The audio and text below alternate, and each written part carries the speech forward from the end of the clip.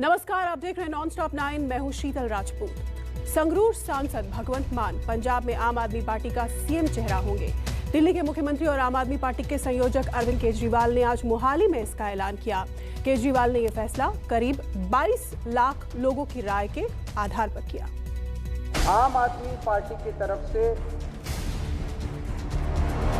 पंजाब के अगले सीएम और आम आदमी पार्टी का सीएम चेहरा औपचारिक रूप से सरदार भगवंत मान को डिक्लेयर करते हुए मुझे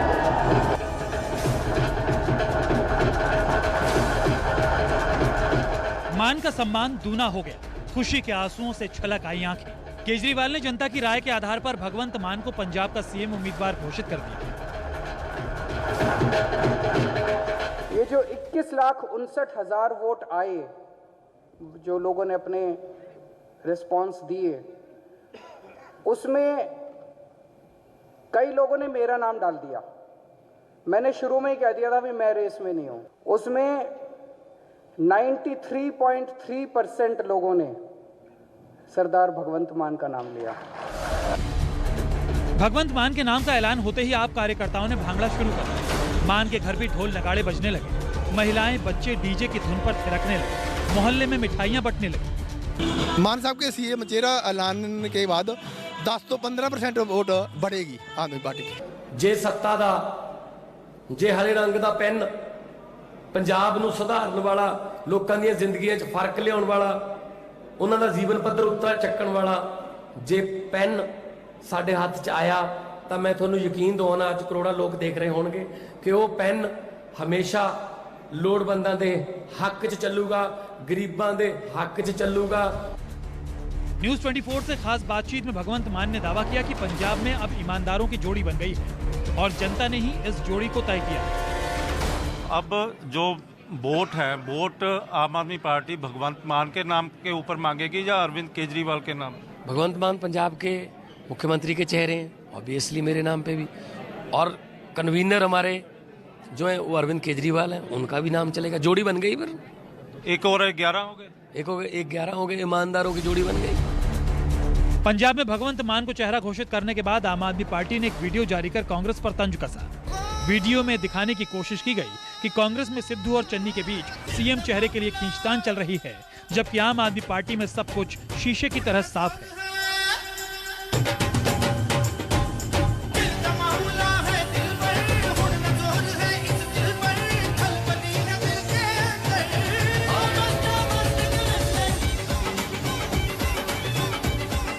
आम आदमी पार्टी के भीतर पिछले लंबे समय से सीएम की घोषणा करने की मांग हो रही थी। भगवंत मान को सीएम चेहरा घोषित करने में देरी को लेकर कई विधायकों ने पार्टी छोड़ दी थी। भगवंत मान पंजाब में आम आदमी पार्टी के सबसे बड़े नेता हैं। 2014 में वो पहली बार पंजाब के संगरूर से आम आदमी पार्टी के उम्मीदवार के तौर पर लोकसभा का चुनाव जीते थे और 2019 में वो पार्टी से लोकसभा चुनाव जीतने वाले इकलौते सांसद थे। जाहिर है केजरीवाल को भी ये समझ आ गया था कि यहाँ मान को दरकिनार कर जनता को मनाया नहीं जा सकता और इसमें जितनी देरी होगी पार्टी का नुकसान बढ़ता चला जाएगा। विशाल अंग्रीश, मोहाली, न्यूज 24। उधर अपने रिश्तेदार के घर ईडी की छापेमारी से गुस्साए पंजाब के मुख्यमंत्री चरणजीत सिंह चन्नी ने एक बार फिर केंद्र सरकार पर पंजाब को डराने धमकाने की साजिश रचने का इल्जाम लगाया है। चन्नी ने कहा कि पंजाब बीजेपी और केंद्र सरकार की एजेंसियों से डरने वाला नहीं है।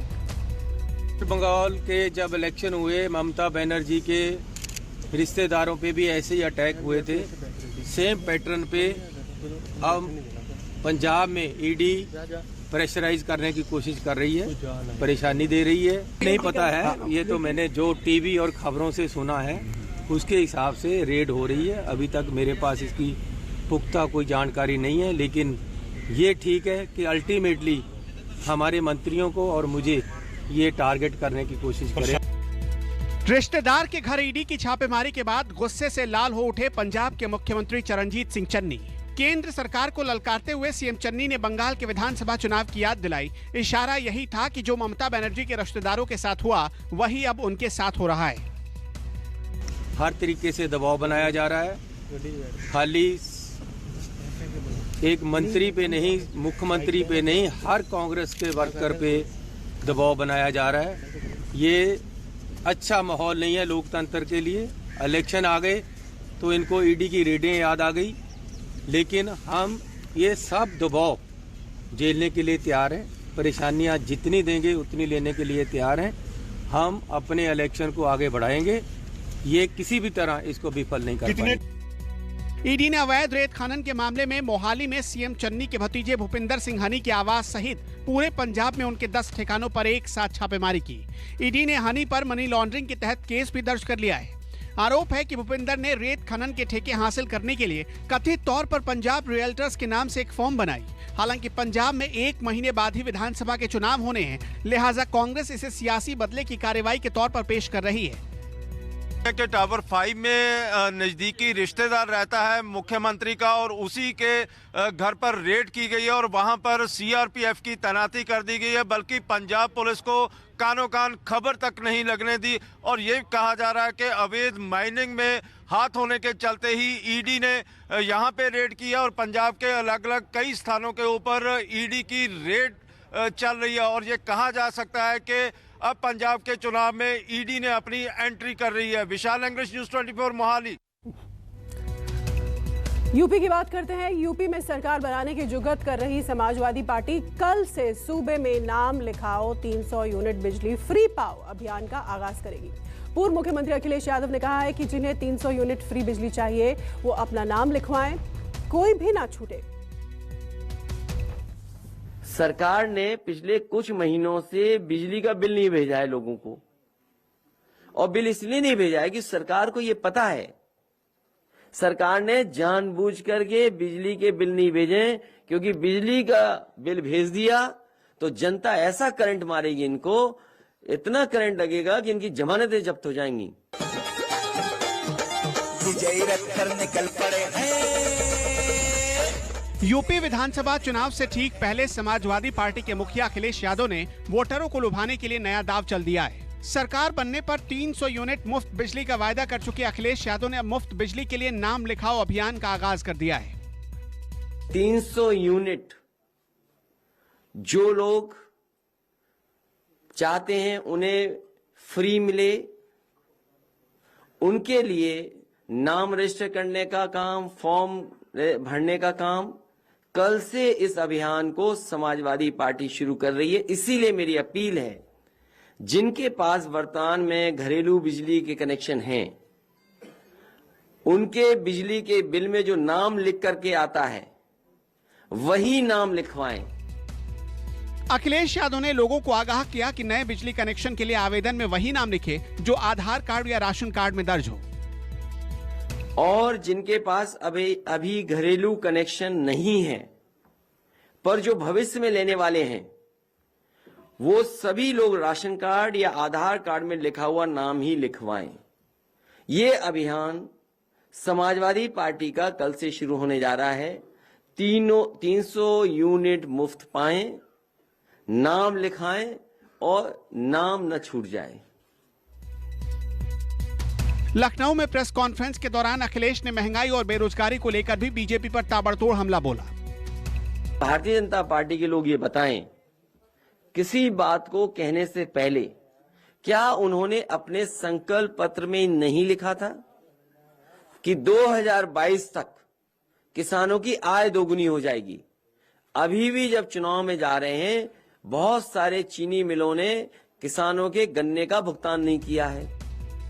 अखिलेश यादव कई बार ये ऐलान कर चुके हैं कि अगर 2022 में सूबे में समाजवादी पार्टी की सरकार बनती है तो लोगों को 300 यूनिट फ्री बिजली दी जाएगी, तो वहीं किसानों को पहले की तरह सिंचाई के लिए मुफ्त बिजली मिलेगी। Bureau report, news 24।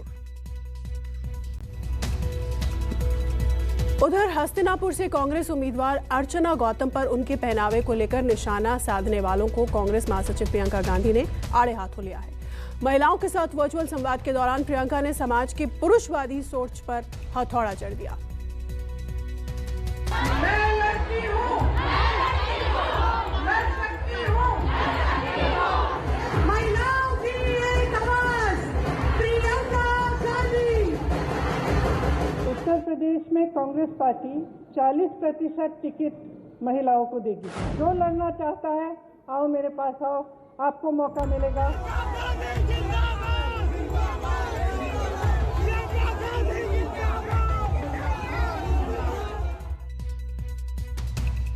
यूपी के चुनावी दंगल में महिला वोटर्स पर दांव लगा रही कांग्रेस महासचिव प्रियंका गांधी ने महिलाओं के साथ वर्चुअल संवाद में हस्तिनापुर सीट से कांग्रेस की उम्मीदवार अर्चना गौतम पर कीचड़ उछालने वालों पर पलटवार किया। प्रियंका गांधी ने कहा कि ऐसे सवाल पीएम मोदी से क्यों नहीं पूछे जाते, शादी और पहनावे को लेकर सिर्फ महिलाओं को ही क्यों निशाना बनाया जाता है। हस्तिनापुर में जो चुनाव लड़ रही हैं, उन्होंने बहुत संघर्ष करके अपना जीवन बनाया है। बहुत संघर्ष करके वह इस जगह पहुंची हैं कि वो खड़े होकर वो आप उनको पहचान पा रहे हैं, जान रहे हैं कि कौन है। उन्होंने संघर्ष किया है और यहाँ पहुंची हैं कि वो चुनाव लड़ना चाहती हैं। और मैं समझती हूँ कि जिस तरह से कीचड़ उछाला जा रहा है उन पर, कि कैसे कपड़े पहनती हैं, कि उन्होंने कब बिकिनी पहनी, और जिस तरह के सवाल मीडिया उनसे कर रही है कि आपसे अगर कोई शादी करना चाहे, तो मैं जानना चाहती हूँ कि आप नरेंद्र मोदी जी से क्यों नहीं करते ये सवाल। आप उनसे क्यों नहीं पूछते कि वो क्या पहनते हैं, कि किससे शादी करेंगे नहीं करेंगे, या आप किसी और पुरुष से क्यों नहीं पूछते। आप सिर्फ महिलाओं से ऐसे प्रश्न पूछते हैं, क्यों? मैं समझती हूँ कि एकदम गलत है, एकदम गलत है। वो महिला संघर्ष कर रही है, क्या कह रही है कि मैं सेवा करना चाहती हूँ। एक्टर और मॉडल रह चुकी अर्चना गौतम को कांग्रेस ने मेरठ की हस्तिनापुर सीट से चुनावी मैदान में उतारा है। नाम की घोषणा के बाद कांग्रेस उम्मीदवार अर्चना गौतम हिंदू महासभा के निशाने पर आ गई। उनके तंग कपड़ों और बिकनी पहने तस्वीरें सोशल मीडिया पर वायरल की जा रही हैं। अर्चना गौतम इससे बेहद आहत है और वो कह रही हैं कि उनके पेशे और सियासी करियर को मिक्स न किया जाए। साथ ही वो सवाल कर रही हैं कि जब लोगों ने मथुरा जैसी पावन नगरी से हेमा मालिनी को जिताया था, तो फिर उनके साथ ऐसा भेदभाव क्यों हो रहा है। योगी जी की, भाजपा की और उनकी पार्टी की, उनके नेताओं की जो विचारधारा है, उसको महिला के प्रति जो विचारधारा है उसको एकदम पूरी तरह से स्पष्ट करती है। ये जो एक सेंटेंस है कि महिलाओं की ऊर्जा पर नियंत्रण होना चाहिए, मैं समझती हूँ कि ये एकदम गलत है। और महिलाओं की ऊर्जा जो है वो इस देश को बदल सकती है।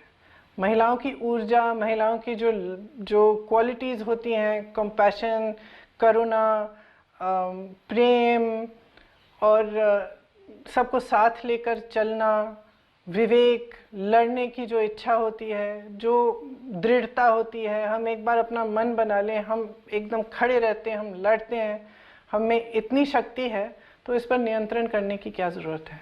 और कौन होते हैं आप नियंत्रण करने के लिए?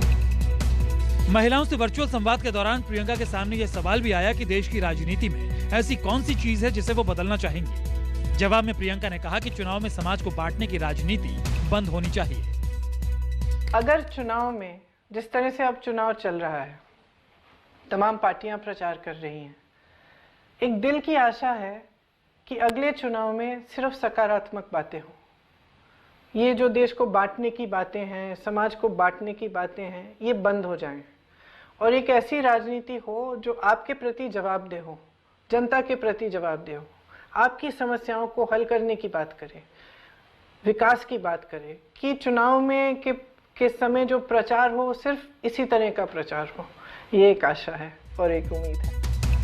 कांग्रेस को यूपी में दोबारा मजबूत करने के लिए प्रियंका गांधी कड़ी मेहनत कर रही हैं। हालांकि चुनावी नतीजे क्या होंगे ये तो मतगणना के बाद ही पता चलेगा, लेकिन ये तो तय है कि लड़की हूँ लड़ सकती हूँ के नारे और 40% महिलाओं को टिकट देकर पार्टी ने सबका ध्यान अपनी ओर जरूर खींचा है। Bureau report, news 24। महिलाओं की ऊर्जा को नियंत्रित करने की कोशिश करने वाले आप कौन होते हैं? महिलाओं को लेकर रूढ़िवादी सोच रखने वालों के मुंह पर यह करारा तमाचा है।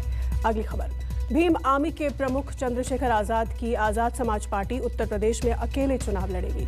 चंद्रशेखर ने समाजवादी पार्टी से गठबंधन की संभावनाओं को पूरी तरह खारिज किया है, तो साथ ही आरोप भी लगाया है कि अखिलेश यादव ने दलितों को धोखा दिया।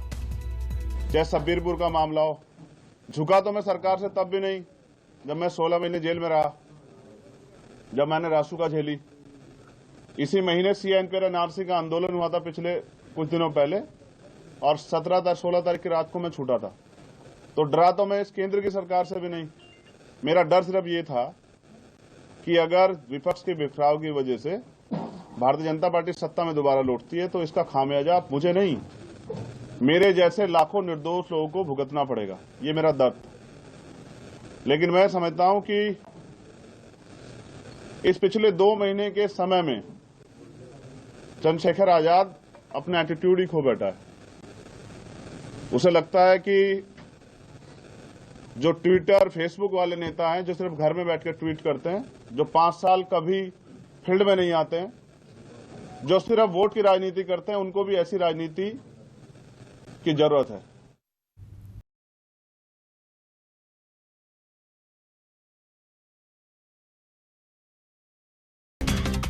और नॉन स्टॉप 9 में इस वक्त एक ब्रेकिंग न्यूज आ रही है और वो ये कि कल बीजेपी में शामिल होंगी अपर्णा यादव। मुलायम सिंह यादव की छोटी बहू है अपर्णा यादव।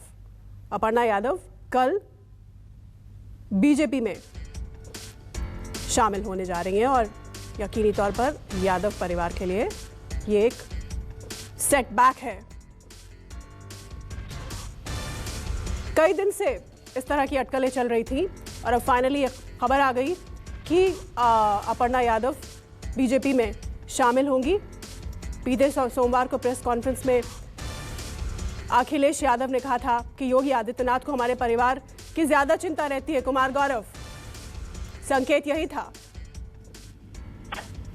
देखिए, बिल्कुल शीतल, अपर्णा बिष्ट यादव कल बीजेपी सुबह 10 बजे शामिल होंगी और ये एक बड़ा कैच आप कह सकते हैं बीजेपी के लिए, क्योंकि जैसे कि ओबीसी के कई बड़े नेता जो मंत्री थे उत्तर प्रदेश सरकार में, वो बीजेपी छोड़कर गए। उसके बाद बहुत बड़ा झटका बीजेपी को लगा था और बीजेपी लगातार इस ऑपरेशन में लगी थी कि चुनाव से पहले जो एक मोमेंटम होता है समाजवादी पार्टी जो बनाने में पिछले कुछ दिनों में कामयाब हुई थी, उसको तोड़ा जाए। और मुलायम सिंह यादव की छोटी बहू अपर्णा बिष्ट यादव कल भाजपा में शामिल हो जाएंगी। राजनीतिक गलियारों में पिछले कुछ दिनों से ये चर्चा थी, लेकिन अब ये तय हो गया है कि वो बीजेपी में शामिल हो जाएंगी। आपको याद होगा कि 2017 विधानसभा चुनाव में उन्होंने लखनऊ कैंट विधानसभा से चुनाव लड़ा था, जो कि भाजपा का गढ़ था, और यहाँ रीता बहुगुणा जोशी ने उनको पटखनी दी थी। अपर्णा यादव के बारे में ये कहा जाता है कि पहले से भी उनका राजनीतिक रिश्ता एक तरीके से ऊपर नीचे समाजवादी पार्टी के साथ चलता रहा है और कई बार इससे पहले भी अपर्णा यादव प्रधानमंत्री नरेंद्र मोदी और योगी आदित्यनाथ की तारीफ करते हुए सुनी गई है। ऐसे में जाहिर सी बात है ये एक बड़ा झटका समाजवादी पार्टी के लिए है, इसमें कोई दो राय नहीं है। लेकिन ये बहुत ज्यादा आश्चर्यजनक नहीं है कि अपर्णा यादव अगर बीजेपी ज्वाइन कर रही है, जैसा कि कल तय है कि कल सुबह 10 बजे वो बीजेपी ज्वाइन करेंगे। लेकिन पहले से भी काफी धन्यवाद इस जानकारी के लिए। तो अपर्णा बिष्ट यादव, मुलायम सिंह यादव की छोटी बहू, कल औपचारिक तौर पर बीजेपी में शामिल होंगे। एक छोटा सा ब्रेक। नमस्कार, मैं हूं मानक गुप्ता। अगर आपको हमारा ये वीडियो पसंद आया हो तो इसे लाइक और शेयर जरूर करें और हाँ, हमें सब्सक्राइब और फॉलो करना ना भूलें ताकि आप देश और दुनिया की कोई खबर मिस ना करें। तो जुड़े रहिए हमारे साथ और देखते रहिए News 24।